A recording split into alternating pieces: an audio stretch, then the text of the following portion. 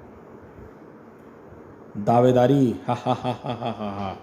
बेवकूफ़ गैंडे, तुझे एहसास नहीं है कि तेरे पूरे वजूद पर पहली दावेदारी खुद मिस किलर की है, क्योंकि अफ्रीका में चल रहे उस ह्यूमन म्यूटेशन प्रोग्राम की संचालिका और तू जहां उपज कर एक कमज़ोर विकृत पिल्ले से अभेद्य थोड़ांगा बना। उस लैब की स्वामिनी दूसरी और कोई नहीं, खुद मादाम मिस किलर थी। तू मेरी प्रॉपर्टी है गैंडे, और सही समय पर आने पर तुझे अपना पालतू कुत्ता बना लूँगी। जैसे पहले बोकाराक्ष और गरलकंठ को बनाया था, वैसे मेरे पालतुओं की लिस्ट में तो योगो प्राणी है जो स्वर्ग से निष्कासित होने से शुरू हुई और ख़त्म मुझे यकीन है कि नागराज पर जाकर ही होगी। स्वर्ग की निष्कासित अप्सरा मर्चिका से लेकर जापान की सबसे खतरनाक डायन कोजी बनने तक, और कोजी से मिस्किलर बनने तक की तुम्हारी युगों पुरानी यात्रा वाकई बड़ी दिलचस्प है मिस्किलर। यही कारण है कि तुम्हें मेरी विशेष कृपा की पात्र हो। आखिर तुम्हें और तुम्हारी लैब में पनपे इस अभिजयी योद्धा थोडंगा को मेरे बहुत विशिष्ट कार्यों को अंजाम देना है। अब आप लोग मेरे अस्तित्व के बारे में चंद आवश्यक बातें जान चुके हैं, जो इस बात का आपको एहसास भी भली बातें करा चुकी हैं कि मैंने अपने बचपन में नागराज के बचपन से भी कई अधिक विषमताएं झेली हैं। बुद्धि और बल में मैं नागराज से हमेशा 21 था। मैंने समय के साथ सिद्ध कर दिखाया कि असली दरिंदा वही है जिसका खौफ लोगों को उसका नाम इज्जत से लेना सिखा दे। कल तक जो शब्द डेर इंडोर एक अपशब्द था, उसे मैंने सम्मान और आदर के प्रतीक के रूप में स्थापित किया। बचाओ हमें, भगवान के लिए कोई तो बचाओ। हा हा हा। अफ्रीका के जंगल का भगवान भी थोडंगा की गुफा में घुसने से डरता था। जानती हो क्यों? चलो गुफा में समझाता हूँ। जुगोता, कांगो, फुंकारा, फूक दो रे सारा कबीला। धाड़ धाड़ चाक। मेरी माँ की मौत का सबसे बड़ा कारण सतरंगा गैंडा था, और मेरे जीवन का सबसे उद्देश्य जिंदा सतरंगे गैंडे का सींग उखाड़ना था और काबुकी का खजाना हासिल करना था। उसके लिए मुझे ज़रूरत थी वहाँ फॉरेस्ट ऑफिसर बनकर आए डैनियल की खूबसूरत बीवी सिसी की। सिसी जानवरों से बात कर सकती थी। कि क्रिया, आपका नाम क्या है? गजराज। मैं सिसी हूँ। क्रिया, मेरा नाम काली है। ओ भली सिसी, लगता है थोडंगा को मेरे इंटरपोल एजेंट होने और हमारे मिशन की भनक लग गई है। हमारे सशस्त्र सैनिक भी इन पशु मानवों का सामना नहीं कर सकते डैनियल। मैंने अपने सबसे काबिल ड्रेड इंडोर योद्धाओं फुंकारू, जकोता, कांगो और जिपा को इस कार्य के लिए भेजा। जिपा सिसी को उठाकर मेरी कंटारा घाटी में स्थित गुफा में लाने के लिए निकला। क्रिया क्रिया, काली मेरी रक्षा करो। क्रींच, घबराना मत सिसी, हम आ रहे हैं। आओ आओ, तुम सबको मारकर तुम्हारे कलेजे भून कर खा जाएगा जिपा। लेकिन मेरे वफादारों के सामने वे भला ज़्यादा देर तक कहाँ ठहरने वाले थे। लेकिन देर में ही, लेकिन नरबक्षी खूनी आत्माओं का खात्मा करने के लिए आधमका कम बखत नागराज। मैंने सुना था कि अफ्रीका के भीड़ जंगल बेहद खतरनाक है, अब देख भी लिया, और इसकी जड़ है थोडंगा। हाथों से सांप छोड़ता हरा इंसान, सही पहचाना दोस्त, तुम नागराज हो ना? फुंकारू, जगोता, कांगो ने वहाँ से निकलना ही फिलहाल सही समझा। नागराज, मेरी सिसी को बचा लो। थोडंगा का आदमी सिपा उसे गंटारा घाटी की तरफ उठा ले गया है। जिपा उस उद्दंड हाथी का काम तमाम करने वाला था कि तेरे भेजे की भुर्जी बनेगी रे काबुकी। निरी बेजुबान पर अपनी ताकत का लोहा आजमाने वाले। कड़ुम, जरा नागराज पर अपने लोहे की ताकत आजमा। भटाक, बच्चों और बेजुबानों पर अत्याचार करने वालों को बहुत बुरी मौत मारता है नागराज। राख, इस तरह जिपा का वार पहाड़ में दरार डाल सकता था, जिस जिपा उसे अपने स्नेक हैंड के एक ही वार से 2 फाड़ कर दिया था नागराज ने। लेकिन फुंकारू, जकोता, कांगो ने जिपा का बलिदान व्यर्थ न जाने दिया। ओह, मौके का फ़ायदा उठाकर थोडंगा के गुलाम सिसी को लेकर घाटी में उतर गए हैं। क्रिया, तुम्हें बचाना तो नागराज का कर्तव्य था गजराज, इसमें धन्यवाद कैसा? नागराज, वो दुष्ट जिपा और मेरी सिसी कहाँ हैं? जिपा तो मेरे हाथों मारा गया। कांगो, जकोता, फुंकारू सिसी को लेकर इस घाटी में उतर गए। सुना है इसमें आने वाला एक भी इंसान आज तक जिंदा या मुर्दा बाहर नहीं आया। थोडंगा का गुप्त निवास इसी घंटारा की घाटी में कहीं है। गजराज हमें अपनी पीठ पर बैठने का इशारा कर रहा है। शायद हमें इस घाटी में ले जाना चाहता है। यह तो हाथियों का मुखिया काली है। काली की पीठ पर सवार घंटारा की घाटी में उतरते नागराज को बिल्कुल भी एहसास नहीं था कि उसका सामना किस मुसीबत से होने वाला है। घंटारा की घाटी में कोई यूं ही मौत की घाटी नहीं कहा जाता था। ओहो, इस घाटी में तो घातक विष झरने की बात ही बह रहा है। मेरा सिर घूम रहा है, मुझे चक्कर आ रहा है नागराज। समय के साथ न सिर्फ मैंने उस घाटी की काली शक्तियों और विकसित को पोषित किया है, बल्कि उसे किसी भी आने वाले खतरे से फाड़ खाने के लिए प्रशिक्षित भी किया था। सावधान काली, हम पर हमला करने के लिए घात लगाई जा रही है। किसी पल हमला हो सकता है। बचो नागराज, ये सभी थोडंगा के खतरनाक इंडोर सेवक हैं। बचने की ज़रूरत मुझसे ज़्यादा इन बेचारों को है। लेकिन नागराज, अगर ऐसे सेवकों को हाथों मारा जाता तो नागराज काहे का? मेरे इंडोर सेवकों को मात देकर नागराज को ज़रूर बहुत बड़ी तोप समझते हुए घाटी में घुसा जा रहा था। लेकिन मैं बेवकूफ़ कहाँ जानता था कि थोडंगा ने कोई कच्ची गोलियाँ थोड़ी खेली हैं। घाटी का यह हिस्सा पानी से नहीं बल्कि इस घातक विष से भरा हुआ है, जिस विष को झरने के हम पीछे देख चुके हैं। यहाँ सभी पेड़ पौधे वनस्पतियाँ इस विष से उपज रहे हैं। काली के पैर विष की दलदल में धंस रहे हैं। वह आगे नहीं बढ़ पा रहा। इस घातक विष से भरे वातावरण में आगे बढ़ना तुम्हारे और काली दोनों के लिए घातक हो सकता है। बेहतर होगा कि मैं अकेले ही आगे बढ़ूं। मैंने ऐसा तुरुप का पत्ता घाटी में दबा रखा था जो परिस्थिति के साथ नागराज की सोच का रुख भी पलटने की क्षमता रखता था। मेरी तंत्र शक्तियाँ और काले जादू से प्राप्त किया गया मेरा सर्वश्रेष्ठ गुलाम यक्ष राक्षस घंटारा। हे भगवान गोरखनाथ, यह तो कोई यक्ष राक्षस है। जी हाँ, इस घाटी को घंटारा घाटी इसलिए कहा जाता था क्योंकि इस घाटी की रक्षा करता था यक्ष राक्षस घंटारा। यक्ष राक्षस घंटारा की घाटी में अनाधिकृत प्रवेश करने वाले प्राणी कौन है तू? मेरे घातक गरल विष में श्वास लेकर कोई साधारण प्राणी जीवित नहीं रह सकता। इस संसार में ऐसा कोई विष नहीं जो नागराज के लिए घातक हो।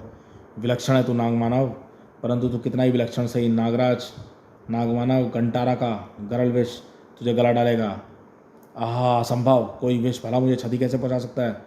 नागराज, क्या उसके पुरखे ने भी सपने में भी नहीं सोचा होगा कि अफ्रीका के जंगल में उसका सामना किसी ऐसे विषधारक से होगा। तो अब आपकी समझ में आया थोडंगा कितनी पहुंची हुई चीज़ है। यही नहीं, अभी आगे और सुनो। यह विष मुझे कितनी असहनीय पीड़ा क्यों न दे। कुछ ही क्षणों में मेरा विष प्रतिरोध शक्ति इस विष के विरुद्ध मुझे इम्यूज करके मेरे घाव को भर देगी। असंभव! संसार में सिर्फ एक ही विष शक्ति ऐसी है जो गरल विष को काट सकती है। तुझमें देव विष है। अब तो तुझे एक पल भी जीवित छोड़ना खतरनाक है। तेरे साथ लड़ने में व्यर्थ किया गया हर क्षण किसी के लिए घातक सिद्ध होगा। इसलिए तेरी यही लीला समाप्त तो साथ साथ इस लड़ाई को भी जल्दी ख़त्म करते हैं। खचाखच!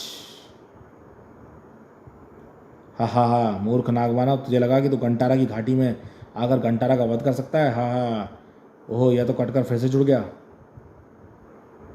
इस बार मैं तुझे हल्के में नहीं लूँगा। तुझ पर गरल विष तब तक उगलता रहूँगा जब तक तेरी हड्डियाँ भी निकल जाती। फू! इसके गरल विष को मुझे अपनी विषफुंकार से वाष्पित करना होगा, और ऐसा करने के लिए मुझे इसके शरीर में अपने दांत गड़ाने होंगे। मेरा घातक विष उसकी हड्डियों तक को गला देगा और यह दोबारा जीवित होकर अट्टहास नहीं कर पाएगा। हा हा हा, घंटारा अमर है मूर्ख। तू कितनी बारी मुझे मारने की कोशिश कर ले, मैं फिर से जीवित हो जाऊंगा। असंभव! यह संसार का पहला प्राणी है जो मेरे विष से पिघलने के बाद भी दोबारा जीवित हो गया।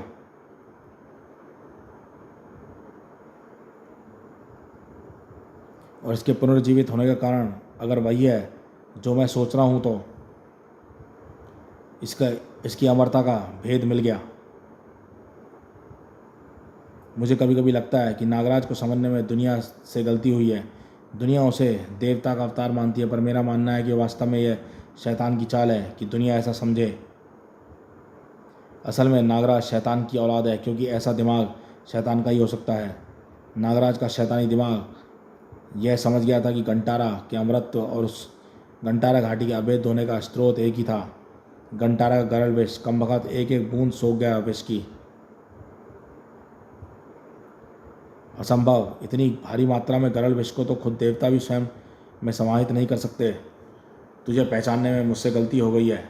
बिना कोई क्षण गवाए तुझे फ़ौरन ख़त्म कर देना चाहिए। घाटी का सारा गरल विष मैं अपने अंदर सोख चुका हूँ। यह विष मुझे मृत्यु तुल्य कष्ट दे रहा है, पर मुझे यह कष्ट तब तक सहन करना होगा जब तक मेरा विष इस गरल विष को निष्क्रिय नहीं कर देता। कुछ ही देर में सारा गरल विष निष्क्रिय हो जाएगा और एक बार फिर मुझे इसके शरीर में अपने दांत गड़ाने होंगे। मेरा सर्वश्रेष्ठ सेवक इतने आराम से मार डाला उस दुष्ट ने। गरल विष सूख जाने से घंटारा दोबारा जीवित नहीं हो सका। बताओ, जिसके खुद के अंदर दुनिया भर का जहर भरा हो, वह दूसरों का जहर सोखता भी रहा, सोखता फिर रहा है। धूर्त कहीं का। मैं अपने सेवक की मौत का 2 पल का शोक अवश्य मनाता, लेकिन उससे पहले ही कुछ ऐसा घटित हुआ जिससे सिद्ध हो गया कि घंटारा का मारा जाना मेरा दुर्भाग्य नहीं, सौभाग्य था।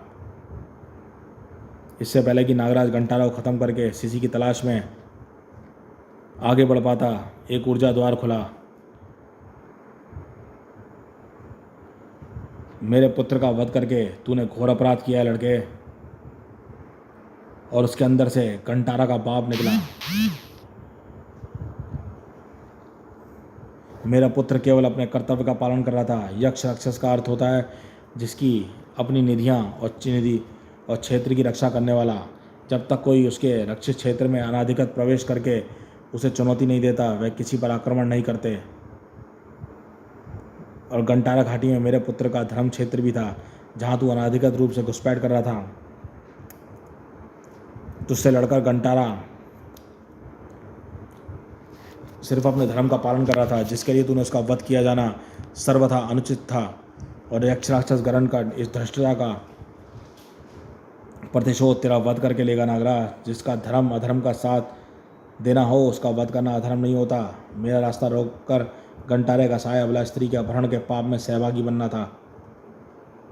पाप और पुण्य का निर्णय लेने का अधिकार तुझे किसने दिया नागराज? निर्णय मैं नहीं लेता, निर्णय तो प्राणी कर्म करते हैं। मैं सिर्फ निमित्त मात्र हूँ। मेरे इष्टदेव देव कालजयी के आशीर्वाद से केवल अपने कर्तव्य का पालन कर रहा हूँ।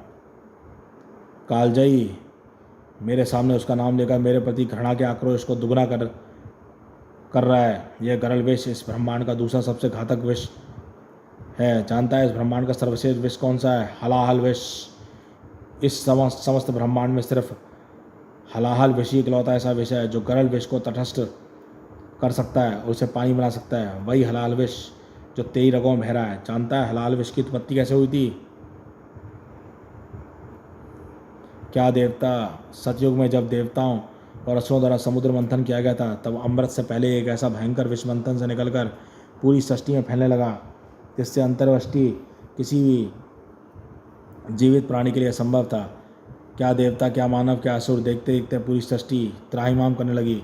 इससे पहले कि विष पूरी सृष्टि में फैलकर जीवन का समूल नाश कर देता, भगवान शिव प्रकट हुए और उस हलाल विष को पी गए।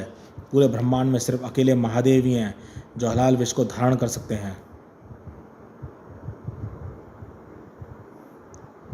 पर तुम कहना क्या चाहते हो? यही कि जिस हलाल को भगवान शंकर के अतिरिक्त कोई धारण नहीं कर सकता था, वह तुझमें और उस निकृष्ट कालजयी में कैसे आया? सोच कर देखा। कालजयी अगर इतना बड़ा धुरंधर है तो इस सृष्टि में हलाहल फैल रहा था, तब क्या वह अपने बिल में घुसा छछूंदरों का सेवन कर रहा था? संपूर्ण हलाल का दहन सिर्फ और सिर्फ महादेव ही कर सकते हैं मूर्खों। सत्य है कि हलाल का मात्र एक बूंदी किसी को गला देने के लिए पर्याप्त है, और उस एक अंश हलाल के बल पर वह ढोंगी पाखंडी कालजयी मांत्रिक सर्पों का इष्टदेव बनकर बैठा है। लेकिन इतने पर भी उसने पाखंडी को चैन नहीं पड़ा, क्योंकि उसकी लालसा तो दुनिया का भगवान बनने की है। बकवास, इससे मेरा क्या लेना देना? मुझे सिसी को बचाना है। या तो मेरा रास्ता छोड़ो या फिर अपने बेटे के पास पहुंचने की तैयारी करो। यह पहला मौका था जब नागराज के अस्तित्व के बारे में कोई सटीक जानकारी मिल रही थी। उस समय तक नागमणि ने नागराज की उत्पत्ति की कहानी भी नहीं सुनाई थी। नागराज ने गरुड़कंठ की बात पर अड़ंगा लगा दिया। धत तेरे की, यह नागराज हमेशा काम खराब करता है। घंटारा का बाप कितनी काम की बातें कर रहा था। ऐसा लगता है कि गरलकंठ नागराज के बारे में ऐसी बातें जानता है जो खुद नागराज भी नहीं जानता। अगर मुझे पहले पता होता तो अपने काले जादू से घंटारा की बजाय उसके बाप को अपना सेवक बनाता। अभी भी बहुत देर नहीं हुई है। इन दोनों की लड़ाई में जो भी जिंदा बचेगा वह घंटारा की जगह लेगा। हा हा हा हा। ठीक उसी समय वफादार सिसी को लेकर वहाँ पहुँच गए। हा हा, शाबाश मेरे वफादारों, बिल्कुल सही समय पर आए हो। मेरा अपहरण करके तुमने बहुत बड़ी गलती की है थोड़ांगा, अब भी समय है, मुझे जाने दो। इतनी मेहनत करके तुझे जाने के लिए थोड़ा लाया गया है। तुम जानवरों से बात करती हो ना, तुम्हें बस अपनी इस कला का प्रदर्शन कर सतरंगी गैंडे से बात करनी है और मुझे उस तक पहुंचाना है। लेकिन अगर तुमने ऐसा नहीं किया तो थोड़ांगा तुम्हारी गोरी गोरी चिकनी चिकनी चमड़ी अपने सींग से खुरच खुरच कर उतारेगा। अपने गंदे हाथ मुझसे दूर रख जानवर। थोड़ांगा की गुफा में हुक्म और सींग थोड़ांगा के ही चलते हैं लड़की। आइंदा सम्राट थोड़ांगा से इज्जत पेश आना, वरना बदतमीज़ों को तमीज़ सिखाने के दूसरे तरीके भी आते हैं मुझे। और तेरे जैसी जंगली बिल्ली को पालतू बनाने में तो बड़ा मज़ा आएगा। फुंकारा, चकोता, कांगो, हमारा काफिला निकालने की तैयारी करो। पहले नागराज और गरुड़कंठ की कुत्ता कुश्ती का सीधा प्रसारण देखते हैं। कालजाई की ही तरह महादेव ने मुझे भी गरुड़ विष का आशीर्वाद प्रदान किया है। मेरे गरुड़ विष की तीव्रता घंटारा के गरुड़ विष से कई गुना अधिक है। अब देखना यह है कि तेरे अंदर हलाल की कितनी तीव्रता है। जितनी तेजी से गरुड़कंठ चारों तरफ गरुड़ विष फैला रहा है, उसे रोकने के लिए वाकई मुझे कुछ करना होगा, लेकिन वह नहीं जो गरुड़कंठ करना चाहता है। मुझे कुछ ऐसा करना होगा जो आज तक कभी किसी ने सपने में भी नहीं सोचा हो कि मैं ऐसा कर सकता हूँ। मेरे अंदर यदि एक नाग की संपूर्ण शक्तियाँ हैं तो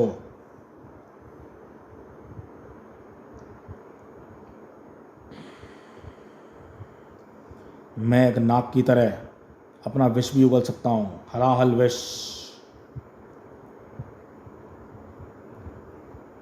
और यह मुझे खुद ही बता चुका है कि हलाल के सामने से गरुड़ विष का दर्जा दोयम है।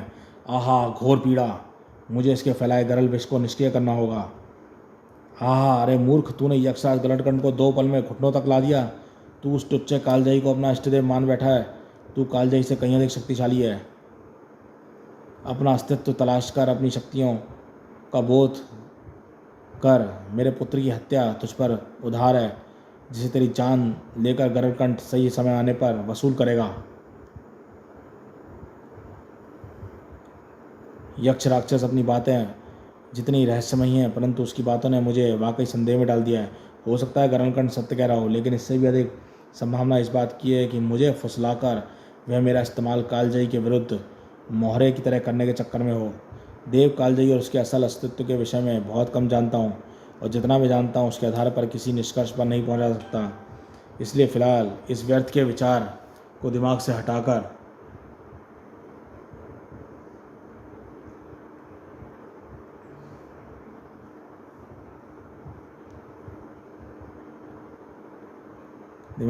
मौजूदा परिस्थिति पर ध्यान केंद्रित करना चाहिए। मेरा हलाहल विष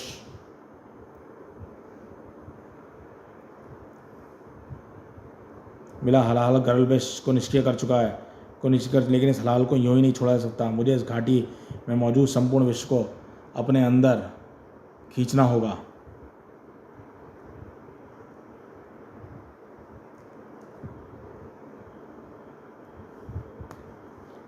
चिल्लम, दारू, सफ़ेद पाउडर, गोली, पुड़िया, लोगों को अलग अलग चीज़ों से नशा करते देखा है, लेकिन ऐसे जहर खींचकर भंड होते किसी को पहली बार देख रहा हूँ। अपने दुश्मन के अड्डे में घुसकर हीरोइन को बचाने की पहले तगड़े नशे करना हीरो के सेहत के लिए हानिकारक है। देख, रास्ते में आते टाइम मैं तेरी दोस्तों को भी साथ ले आया। चलो सब लोग मिलकर टल्ली नागराज को हेलो और बाय बाय बोलो। बाय बाय इसलिए क्योंकि नागराज दुनिया में चंद पलों का मेहमान है। मैं और नागराज भिड़ंत के लिए पहली बार आमने सामने थे। नागमणि ने नागराज की जो उत्पत्ति गाथा सुनाई थी, उसमें नागराज अपनी उसे देव कालजयी के मंदिर में गया था, जिसकी बात गरुड़कंठ कर रहा था। अब नागराज खुद अपने अस्तित्व के बारे में अब तक नहीं जानता था कि आखिर में उसका जन्म कहाँ हुआ, उसके माँ बाप कौन थे और उसे हलाल विष का वरदान कैसे मिला। तो गरलकंठ कैसे जानता है? आगे क्या हुआ सम्राट थोडंगा? आपने गरलकंठ को काले जादू से अपना गुलाम क्यों नहीं बनाया? आप सभी के पास अनगिनत सवाल हैं। सम्राट थोडंगा का वृत्तांत यकीनन दिलचस्प और कुछ अनसुने तथ्यों पर रोशनी डालने वाला है।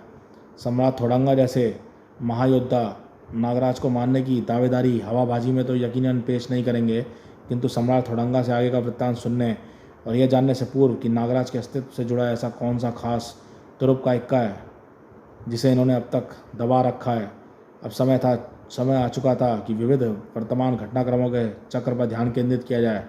और हो सकता है कि सम्राट थोडंगा ने जो रहस्योमय उद्घाटन किए हैं उनमें से एक रहस्यमय उद्घाटन अहम निर्णायक भूमिका निभाए।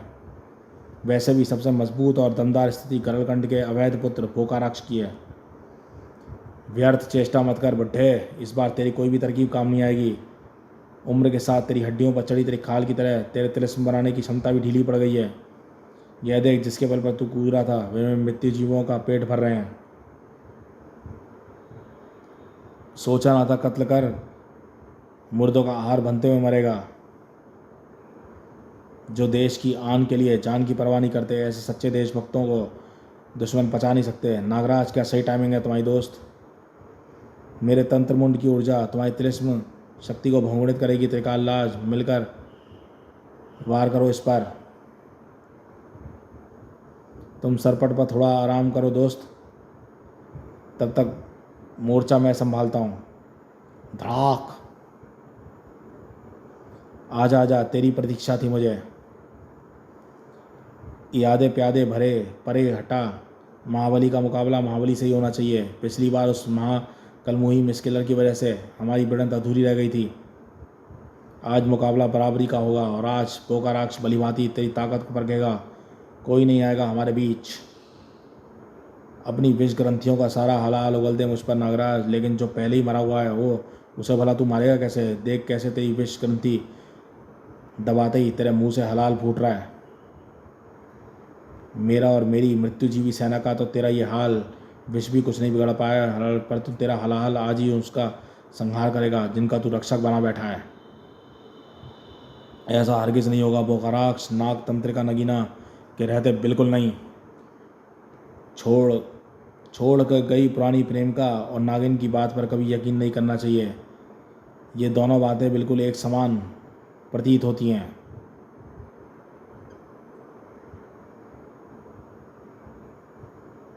गरलकंठ, ओहो, और तू तो सचमुच की नागिन है रे नगीना। विषधर, तुम वापस आ गए, हम अकेले नहीं आए नगीना। मानव जाति का नागराज के हलाल विष से सर्वनाश का फरमान लेकर आए हैं। और गरलकंठ विष के विषधर के साथ आई थी मेड्यूसा की कॉमिक्स हमने ऑलरेडी अपलोड कर रखी है अपने चैनल पे। मेड्यूसा के बारे में अगर नहीं जानते हैं तो हमारे चैनल में नागराज कॉमिक्स या मल्टी स्टार कॉमिक्स की प्लेलिस्ट में जाके पढ़ सकते हैं। मेड्यूसा, खर्र, भाक, नाग ग्रंथ, चतुर्थ खंड समाप्त। गाथा जारी रहेगी विराट पर्व में। तो दोस्तों, ये शानदार नरक नाशक नागराज की हलाल पर्व की सीरीज समाप्त हुई और ये एक मल्टी स्टार सुपर सीरीज थी। ये कैसी लगी आपको बताइएगा। और इसके बाद इसकी अगली सीरीज़ में मिलेंगे जो है विराट पर्व। कुछ प्रेम कथाएं कभी पूर्ण नहीं होती। विराट पर्व, नरक नाशक नागराज, नाग ग्रंथ श्रृंखला खंड 5, 200 से अधिक पृष्ठों में फैला एक वृहद समापन भाग। बेसब्री से मुझे इंतजार है 200 से अधिक ऊपर पेजों की कॉमिक।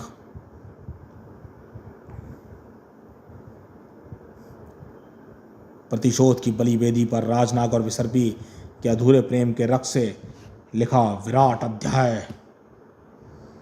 इस हलाल पर्व का अगला भाग, विराट पर्व। तो दोस्तों, चैनल पर फर्स्ट टाइम आए हैं तो चैनल को सब्सक्राइब कीजिए। ऐसी धमाकेदार और सम कॉमिक्स के लिए तो देखते रहिए कॉमिक्स माय लाइफ चैनल।